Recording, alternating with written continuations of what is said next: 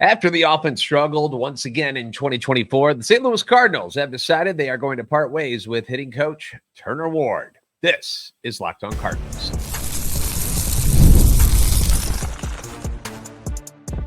You are Locked On Cardinals, your daily St. Louis Cardinals podcast, part of the Locked On Podcast Network, your team every day. Hey there, Cardinals fans. I'm JD Haffern, and I'm a national radio sports anchor, born and raised in the Lou and a lifetime Cardinals fan, and I'm your host for Locked On Cardinals, part of the Locked On Podcast Network, covering your team every day. You can follow me on Twitter, X at JD Sports Radio, and the podcast at LO_Cardinals. Want to thank those of you who make Locked On Cardinals your first listen every day. We are free and available wherever you get your podcast. You can also find us on YouTube. Stop by, like, subscribe, comment, be a part of the show. Get that notification button, knock that sucker so that you know when the new episodes are posted. It's a show serving Cardinal Nation and giving the best fans in baseball all of the info about the birds on the bat. This episode brought to you by Booking.com. Booking.yeah, the right stay can make you a fan of any city, even your baseball rivals. Book today on Booking.com, the official accommodation partner of Major League Baseball. Get the Booking.com app today. So the season of change is not exactly how I describe what's going to happen with the Cardinals, although we're hearing the word, we're saying the word change a lot for what the Cardinals are going to be in 2025. It's more of a season of transition, really, though, because there's not a ton of change that's really happening. I mean, John Mozeliak's still in charge, right? He's still there for one more year. Your manager's not changing. Oli Marmol, he's still there for at least one more year and is still under contract for two more after this season. The roster, it's going to have some turnover, but you get that pretty much every year, for almost every team. There's going to be some sort of turnover as they transition, again, from older, expensive players to younger, more cost-efficient ones. But there has been a change made, and it's something that I think a lot of us thought was going to happen, but the team has reportedly made it official that, according to Katie Wu from The Athletic, multiple sources have told her and The Athletic that Turner Ward is out as the Cardinals hitting coach after two seasons. Now, Turner Ward was hired by the Cardinals as an assistant hitting coach in 2022, was promoted to the hitting coach position before the 2023 season. Previously, a hitting coach with the Cincinnati Reds, the Los Angeles Dodgers, and the Arizona Diamondbacks, as well as a minor league manager and hitting coach. Now, Wu points out in her story on The Athletic that the Cardinals posted a collective 704 OPS, tied for the sixth lowest in the National League, and hit the fourth fewest home runs at 165. St. Louis's numbers were especially glaring with runners in scoring position, something we all know, right? It was just brutal, where they ranked last in the National League in multiple offensive categories. The Cardinals team average 229, slugging percentage 342, OPS 645 with runners in scoring position were the worst in the league, as were their 27 home runs and 433 RBIs. It baffled us all season long. Why? Why was it so difficult for these guys who weren't bad hitters when runners weren't in scoring position? What was it? What changed? Was it a mental thing? Was it an approach thing? What was going on that caused them to suck so bad that they were worst in almost every category across the board, other than like the Chicago White Sox, who have the most losses in the history of baseball in one season for the modern era? Like, what caused this? She continues, saying that the Cardinals are expected to retain assistant hitting coach Brandon Allen and game planning coach Packy Elkins, along with first base coach Stubby Clapp, whose contract was set to expire at the end of the year. Now, we knew that somebody was going to have to fall on the sword here, right? After the issues the team has had the last couple of seasons with their offense, where it seemingly just continued to falter overall. And Ward appears to be that person. It's not John Mozeliak. It's not Ali Marmol. It's going to be your hitting coordinator that takes the fall. And I've said repeatedly that it's kind of a shame, and this happens in all sports. In all sports, it's a shame that the coaches end up taking the fall for the incompetent GM who builds the team. Like, he's the one who put this thing together. I can only do so much with what I got here. So when the GM builds a bad roster, or, players just regress and aren't as good, it ends up being the coach's fault. They're the ones who get fired for this. Like let me put it in this scenario, okay?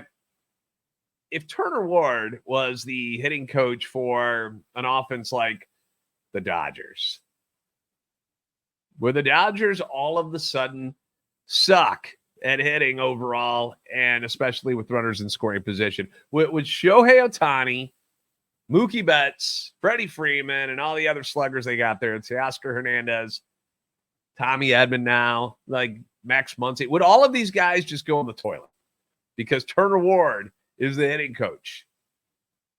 They would just cease to be good anymore. They would just fall apart. Turn into just a group of hot garbage and be unable to hit with runners in scoring position? Probably not, right? If he was the Padres hitting coach, would they be terrible all of a sudden? Probably not. Probably not. Is it Turner Ward's fault that his buddies, Paul Goldschmidt and Nolan Arenado, have regressed with age? I mean, he was there. He was on the staff in 2022. But Paul Goldschmidt won an MVP and Nolan Arenado finished third.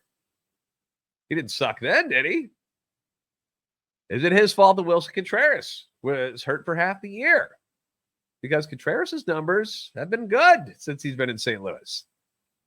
He was doing very well this year when he did play.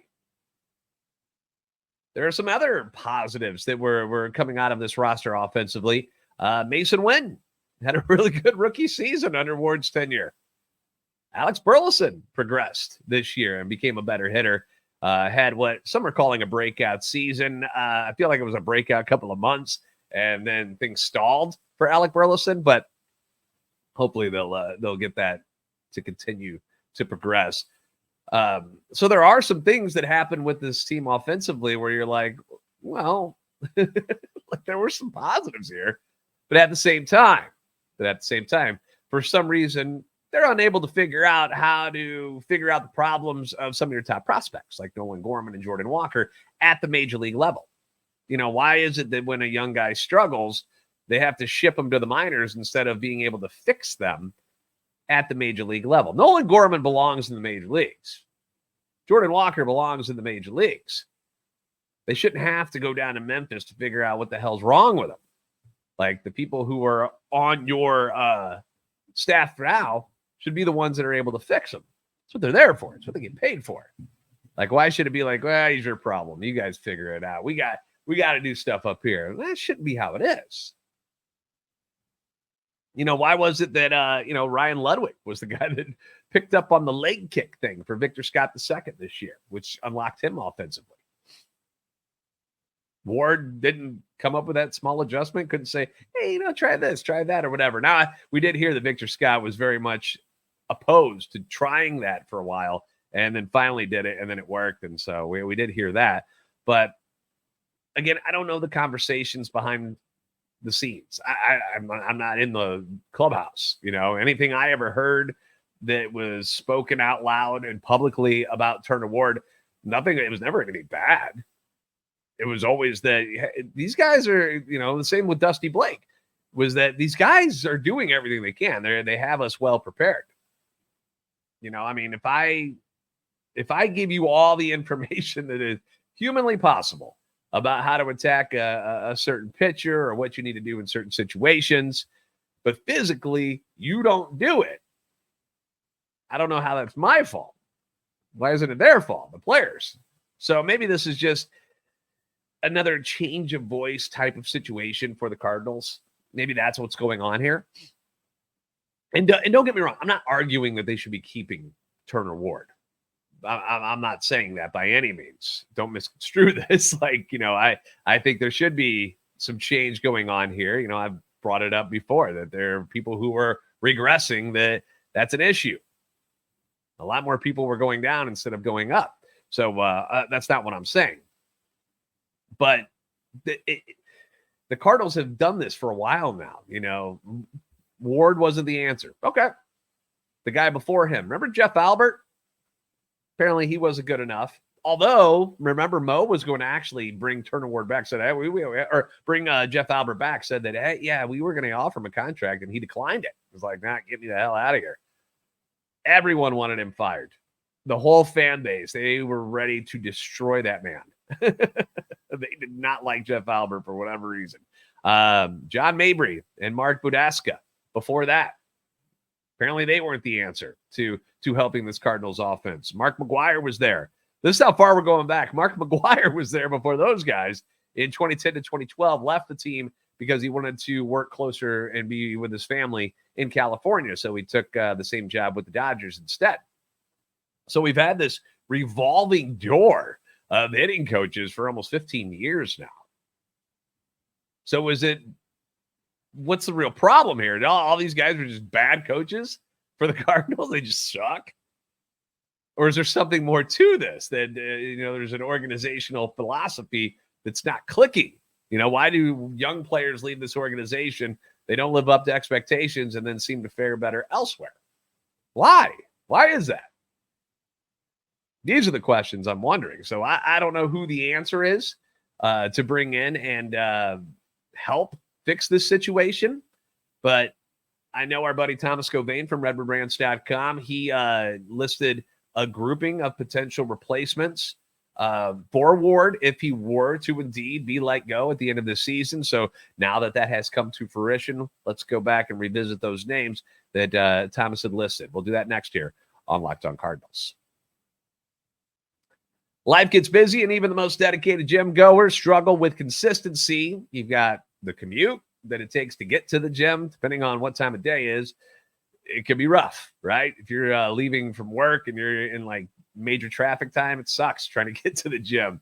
You got to deal with the traffic. You got to find parking at a gym. Sometimes that's not an easy thing to do. You got to wait for the weights while you're sitting there. You're like, okay, what else can I do? Because this person's on their phone and isn't lifting. You got to clean machines. There's a lot going on there. It makes skipping a workout very tempting. But with Tonal, you can choose from thousands of workouts and train in a way that you actually enjoy. And you can do it from your home, which is even better. Tonal is the world's smartest and most effective strength training system that helps you get you stronger. Powered by AI, Tonal learns from the reps that you do so it can deliver workouts where they're going to be personalized for you. It's like having your own personal trainer just waiting at home for you as Tonal does what it does, which is optimizing every workout just for you. Now, unlike the traditional gym equipment that you're going to see at gyms, Tonal uses adaptive digital weight to advance your training techniques. And again, it fits your schedule. I think this is like the biggest part about it is that it makes life easy, man. Maybe you don't have 45 minutes to get to the gym, work out, get back, and then carry on with life. Maybe you got like a 20-minute window. And if it's at home, you can just knock it out real quick, hop in the shower, move on with your life, right? So shave off the time wasted going to the gym and get right into your workout when you're ready. Right now, Tonal is offering our listeners $200 off your Tonal purchase with promo code LOCKEDONMLB. That's Tonal.com, and use promo code LOCKEDONMLB for $200 off your purchase. That's Tonal.com, promo code LOCKEDONMLB for $200 off.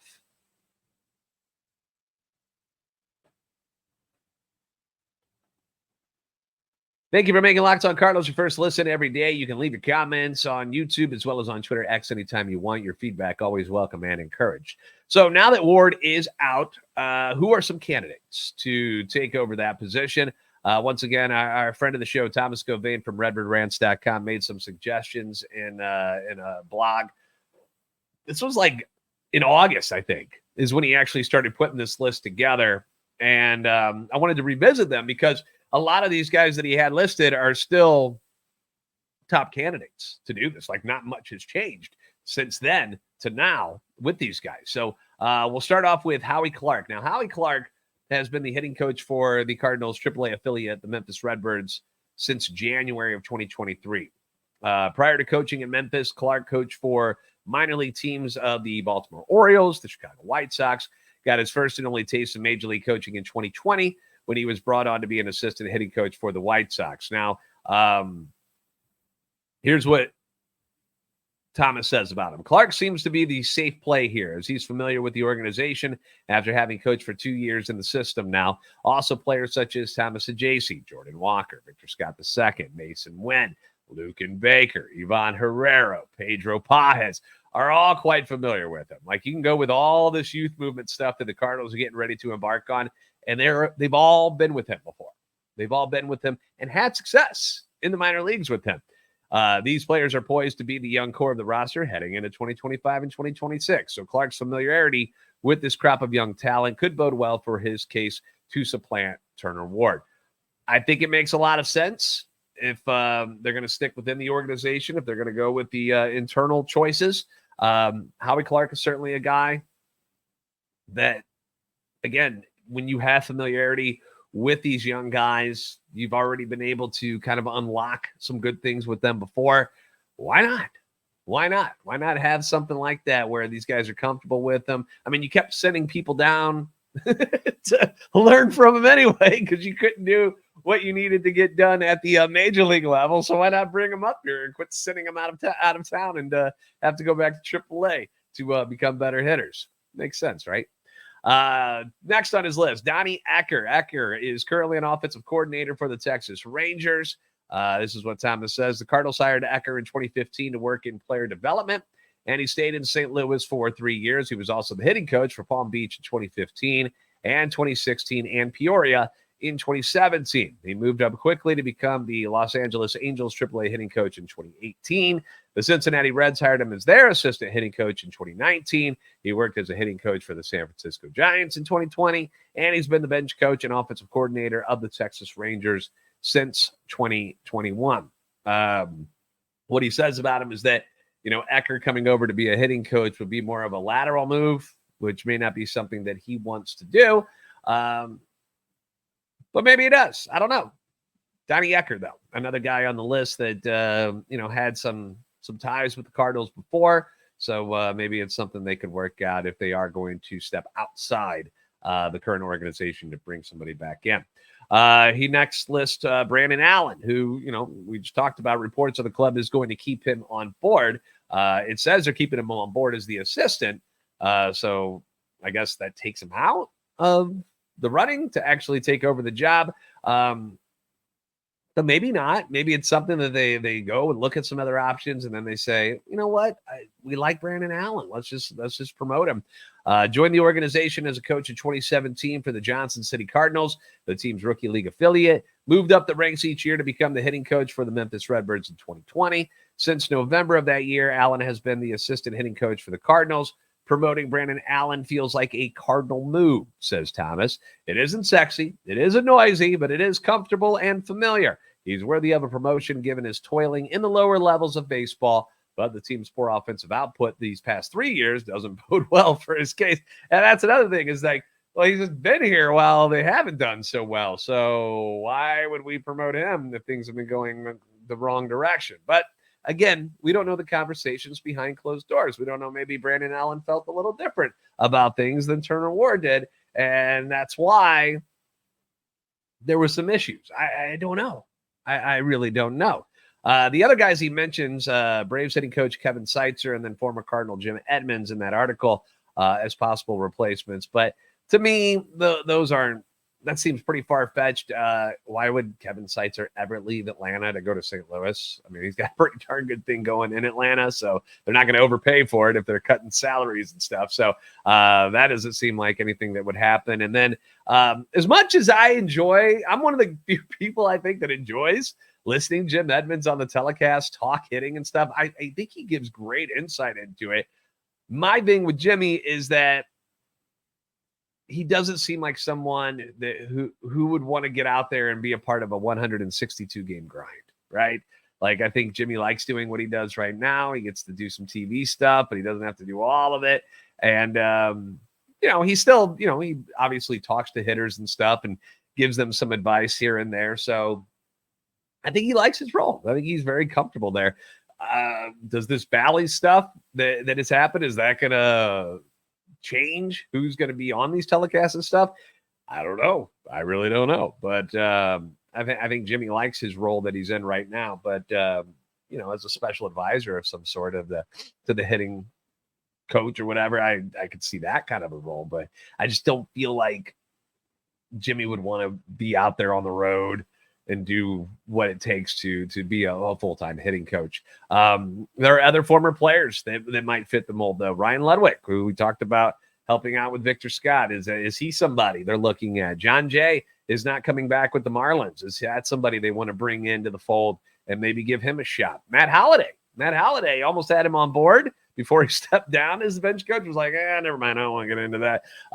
He's got another son that is either he'll get drafted, but he'll either go pro or go to college. But he's still got another son in Reed, and then he's got his daughter Grayson. So one of the things that he didn't want to leave his family yet, wanted to be around more. So I'm just spitballing here. These are some other names and ideas that are out there. People have brought up Albert Pujols. I know it would be cool one day to see a Yachty manager and then an Albert Pujols hitting coach, and then maybe bring an Adam Wainwright as your pitching coach. I mean, that'd be fun. Or Chris Carpenter, get the gang all together and make them all coaches again.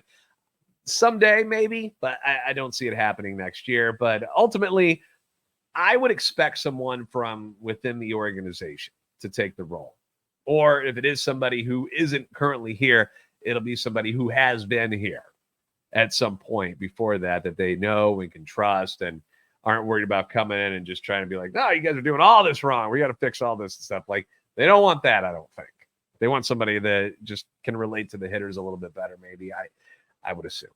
New voice, but same message probably, because that's kind of what the Cardinals do.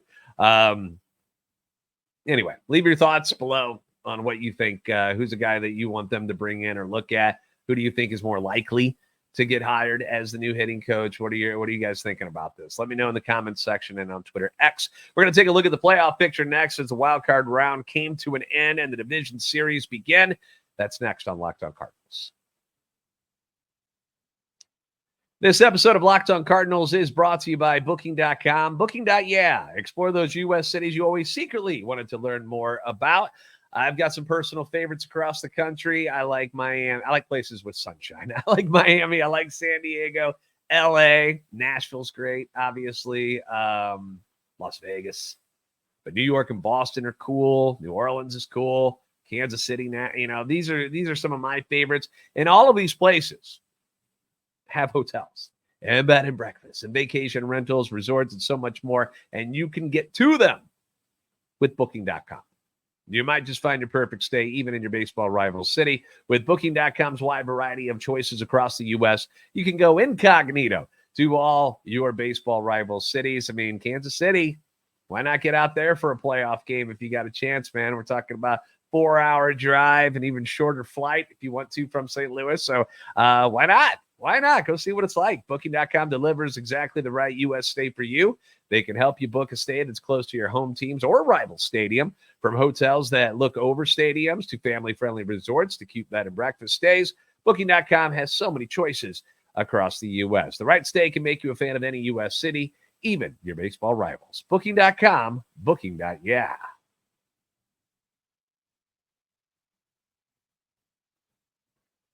Thank you for making Locked On Cardinals your first listen today. Check out the Locked On MLB podcast with my man Sully. Prepare for the Fall Classic, who has got you covered each and every single day, talking about the latest things going on in the baseball playoffs. You can find the link to Locked On MLB in the description. That way you don't have to search. It's part of the Locked On Podcast Network, your team every day. MLB playoffs, we're moving on to the division rounds this weekend. Last night, the Brewers got bounced by the Mets when closer and St. Louis native Devin Williams blows the 2-0 lead in the ninth inning. Kind of shocking, to be honest. I mean, Milwaukee was going crazy. Like, that place was nuts. 2-0 lead. Your closer, one of the best in baseball on the mound. You do not foresee that being a problem. But leadoff walk to Francisco Lindor. Brandon Nimmo, 1-out single, brings up the polar bear, Pete Alonso. Going to be a free agent this offseason. Biggest hit of his career. Alonso hits a go-ahead 3-run opposite field home run on Williams' changeup, which was very important because that is a pitch the airbender, as they always call it, a pitch that he had not given up a home run on all season.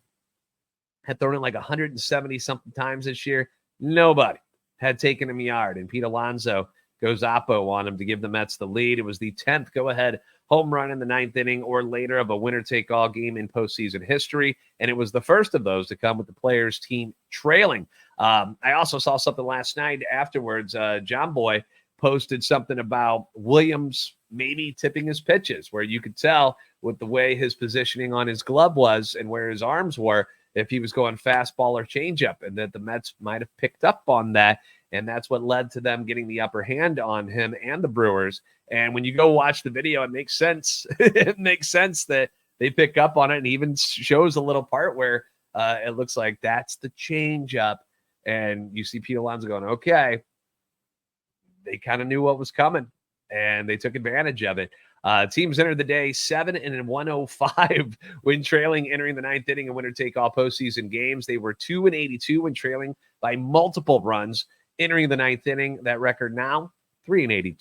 The Mets join our wonderful Cardinals. Game 5, 2012 NLDS against the Nationals. I remember I was at a bonfire party at the time when that game was going on. They fell behind, and I was just like, I'm going to drink my sorrows out by this fire, by this big bonfire that we had. And I went in to get another drink and looked on, and I was like, ooh. I was like, they got a little something cooking here. And then it just kept going and going and going. So that was fun to watch. That caught me off guard. So you had that game, and then you had the Braves in Game 7 of the 92 NLCS against the Pittsburgh Pirates. That's the Sid Bream play. I also saw photos of the Brewers staff wheeling away the celebratory beers and champagne from the locker room. Looked like they had Budweiser products in the cart there, which that makes the Miller folks feel up in Wisconsin. But I thought that was a little bit interesting. So anyway, I feel bad for our guy Chuck over at Locked On Brewers, who again had been saying it all along. He's like, we're good in the regular season, but we choke in the postseason. And I was like, you feel a little different this year. And he goes, I don't know, man. And there it is. They're out. So division series games will start this weekend. You've got an AL Central battle between the Tigers and the Guardians, two teams that have surprised everyone. Nobody really thought they were going to be there, especially the Tigers with their late run to get in, and they knock off the Astros, which nationally everybody was like, yes. NL East confrontation between the Mets and the Phillies now. I'm sure that one is going to be super duper heated. That's gonna be a hot series. That's gonna be an interesting one. The Royals will be in New York against the Yankees, so kind of a David and Goliath situation there. And then it's an NL West matchup with the Padres at the Dodgers. No love lost there between San Diego and Los Angeles. Something to keep in mind: are the bye weeks good for the top seeded teams? The guys who didn't have to play this last round in 2023, the bye teams lost 3 of the 4 division series matchups. Last year, Baltimore lost to Texas. Atlanta lost to Philadelphia. The Dodgers lost to Arizona. The only one that won was Houston, who beat Minnesota. They're both out already. So something to think about. And it's like that in every sport. When the first round bye for top seeds, like in the NFL as well, and you're like, yeah, are they going to be rusty when they come out? And sometimes it happens. We like our underdogs here at Locked On Cardinals. So I'm rooting for the Tigers, the Royals, and the Padres at this point. My preseason pick, I had the Orioles and Phillies in the World Series, but I've repeatedly said when we got to the playoffs that I was like, Yankees, Phillies would kind of be like the coolest one, I think. But let me know who you're rooting for, if anybody, in the playoffs anymore. Your thoughts on the hitting coach situation. Lots going on with the Cardinals and just in Major League Baseball altogether. And once again, I'll be right here along with you the whole way. Thank you for making Locked On Cardinals your first listen every day. If you haven't already, give me a follow on Twitter, X at @LO_Cardinals and at JD Sports Radio. Like, subscribe on YouTube, help our channel and love for the Cardinals grow. I'm off to see the new Joker movie tonight. I have not heard good things. Ratings have not been great for it, but I'm going to keep an open mind. But a musical? Really? A musical? Is that what we're doing? Anyway. You're the best fans in baseball for a reason. We'll see you next time on Locked On Cardinals.